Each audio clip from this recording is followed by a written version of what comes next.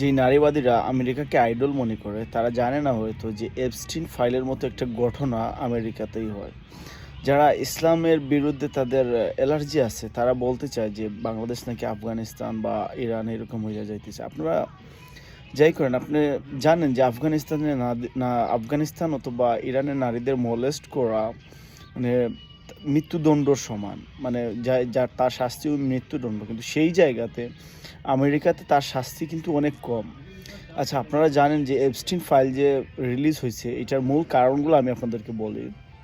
একজন ব্যক্তি যে তার আইল্যান্ড আছে, অনেক ধনী একজন ব্যক্তি, সে বিশ্বের ধনাঢ্য ব্যক্তিদেরকে নারী সাপ্লাই দিত, মানে শিশুদেরকে সাপ্লাই দিত। শিশু বলতে এই যে আন্ডার 18 এগুলোরে সাপ্লাই দিত।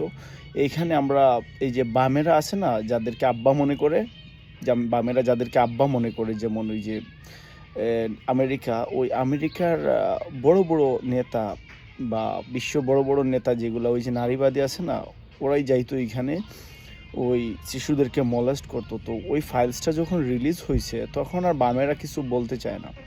এখন আর বামেদের মুখে তালা লাগিয়ে গেছে। কিন্তু কেন? আগে তো তোমরা মানে যে কোনো দেশের কিছু হইলেই নারীবাদীরা খুব উফরাই ফেলতা, ছিঁড়া বিড়া ফেলাইতা। এখন ওই নারীবাদীরা কই গেলাম?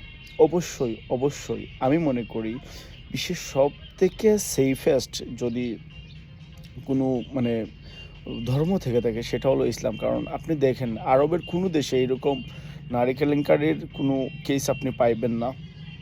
যদিও এই যে আফগানিস্তান বর্তমান অবস্থায় ওইখানেও কোনো কেস পাইবেন না। যে দুই একজনের মনে হয় এরকম হয়েছিল।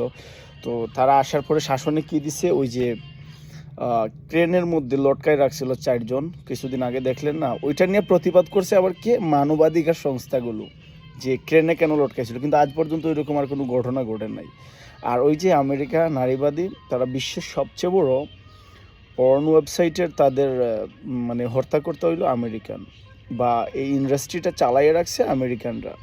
আর বিশ্বের সবচেয়ে বড় নারী কেলেঙ্কারি যদি হইয়া থাকে এপস্টিন ফাইল, সেটাও আমেরিকানরা।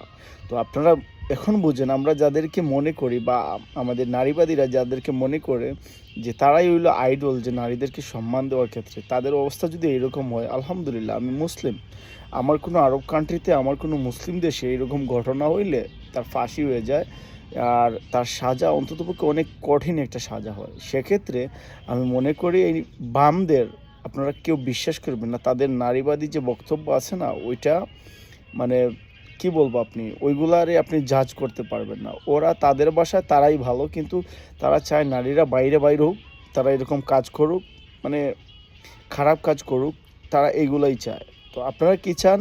আর আপনারা কি মনে করেন যে আমেরিকাই বিশ্বের সবচেয়ে বড় সন্ত্রাসী অথবা নারী বিদ্বেষী একটা দেশ?